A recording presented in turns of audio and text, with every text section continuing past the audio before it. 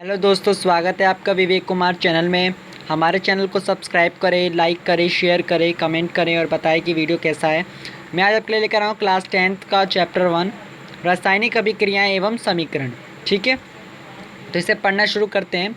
अपने दैनिक जीवन की निम्नलिखित परिस्थितियों पर ध्यान दीजिए और विचार कीजिए कि क्या होता है जब गर्मियों में कमरे के ताप पर दूध को खुला छोड़ दिया जाता है, लोहे का तवा तसला कील को आर्द्र वायुमंडल में खुला छोड़ दिया जाता है, अंगूर का किण्वन हो जाता है, भोजन पकाया जाता है, हमारा शरीर भोजन को पचा लेता है, हम सांस लेते हैं।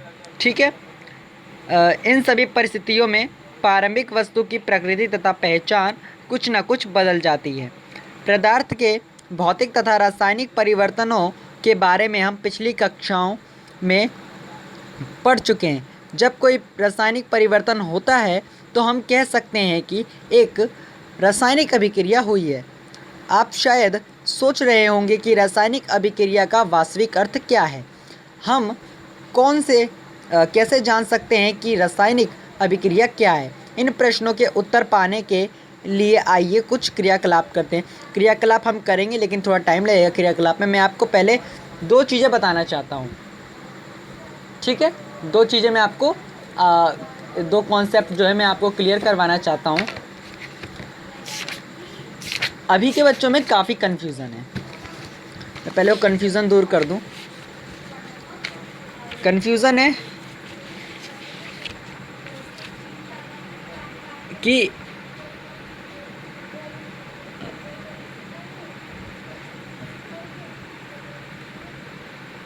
भौतिक परिवर्तन तथा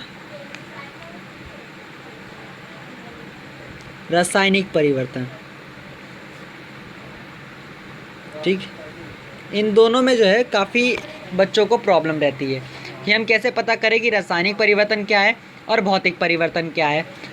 मान लीजिए कोई एक मेटल का नाम है, एक पदार्थ का नाम है। ठीक है, हिंदी मीडियम पढ़ा रहा हो तो पदार्थ शब्द यूज करेंगे। हम उसे परिवर्तित कर देते हैं बी पदार्थ में।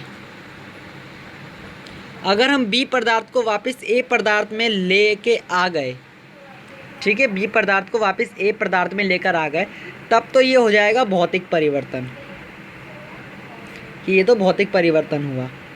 लेकिन अगर हम ए पदार्थ जो हमने बी में कन्वर्ट किया है, अगर उसे यहाँ पर वापस नहीं ले आ पाए तो ये हो गया रासायनिक परिवर्तन।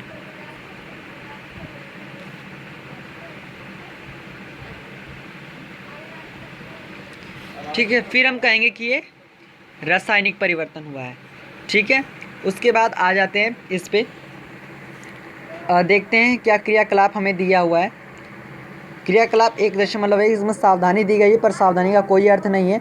मैग्नीशियम का जो उदाहरण है, हम बहुत पहले से मैग्नीशियम का उदाहरण क्लास 7 से, जहाँ तक मुझे पता है, क्लास 7 से हम लोग जो है मैग्नीशियम का उदाहरण जो है समझ रहे हैं।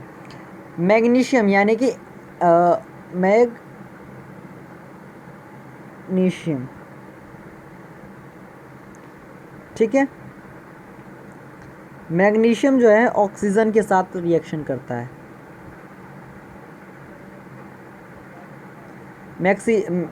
मैग्नीशियम का एक रिबन लेते हैं, उसे जला देते हैं तो वो ऑक्सीजन के साथ रिएक्ट कर लेता है और क्या बनाता है, MgO, यानी कि मैग्नीशियम ऑक्साइड को वो बनाता है। जैसे कि यहाँ पर दिखाया गया है, ये मैग्नीशियम का तार है, इसे हम जला देते हैं तो एक सफ़ेद चूर्ण निकलता है। ये सफ़ेद चूर्ण क्या है, ये है मैग्नीशियम रिबन का वायु में दहन करने पर मैग्नीशियम ऑक्साइड को वाच गिलास में इकट्ठा करना, यानी कि जो सफ़ेद चूर्ण प्राप्त हुआ है ये मैग्नीशियम ऑक्साइड है। ठीक है, आगे चलते हैं तो देखते हैं। आपने देखा होगा कि चमकदार श्वेत लौ के साथ मैग्नीशियम रिबन का दहन होता है और यह श्वेत चूर्ण में परिवर्तित हो जाता है। यह मैग्नीशियम ऑक्साइड का चूर्ण है। वायु में उपस्थित ऑक्सीजन तथा मैग्नीशियम के बीच होने वाली अभिक्रिया के कारण यह बनता है। ठीक है, अब यहाँ पर क्रियाकलाप 1.2 और क्रियाकलाप 1.3 दिए हुए हैं। हम इस पर ज़्यादा चर्चा नहीं करते क्योंकि इसे हम प्रैक्टिकल्स में पढ़ेंगे। ठीक है, अब देख लेते हैं। ऊपर दिए गए तीनों क्रियाकलापों के आधार पर हम कह सकते हैं कि निम्न किसी भी प्रेक्षण की सहायता से हम निर्धारित कर सकते हैं कि एक रासायनिक अभिक्रिया हुई है। हम कैसे कह सकते हैं, हाउ कैन से कि ये रासायनिक अभिक्रिया है। तो इसके लिए हम देखते हैं अवस्था में परिवर्तन। क्या उसकी अवस्था में कोई परिवर्तन हुआ है या उसके रंग में कुछ परिवर्तन हुआ?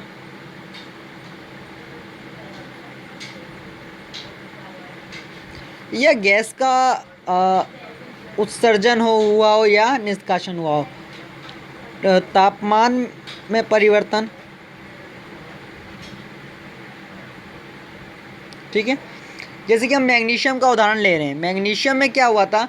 अवस्था में ही परिवर्तन हुआ, रंग में भी परिवर्तन हुआ, गैस का भी निष्कासन या उत्सर्जन हुआ और तापमान में भी परिवर्तन हुआ। ठीक है, तो आ जाते हैं इस पे। यदि आप अपने आसपास हो रहे परिवर्तनों को देखें तो पाएंगे कि हमारे चारों ओर विविध प्रकार की रासायनिक अभिक्रियाएं हो रही हैं। इस अध्याय में हम विभिन्न प्रकार की रासायनिक अभिक्रियाएं और उनके प्रतीकात्मक निरूपण का अध्ययन करेंगे। बिल्कुल सही। हम नेक्स्ट जो है बेल आइकन को ज़रूर प्रेस कर दें, तो हम नेक्स्ट वीडियो में जो है ये रासायनिक समीकरण के बारे में पढ़ेंगे। ठीक है, अभी फ़िलहाल आपके लिए इतना ही है, नेक्स्ट वीडियो में पढ़ेंगे। ठीक है, तो नेक्स्ट वीडियो में हम प्रकार रासायनिक समीकरण के बारे में पढ़ेंगे और फिर जिस तरह से बताया जाएगा उस तरह से आप जो है फॉलो करते रहें।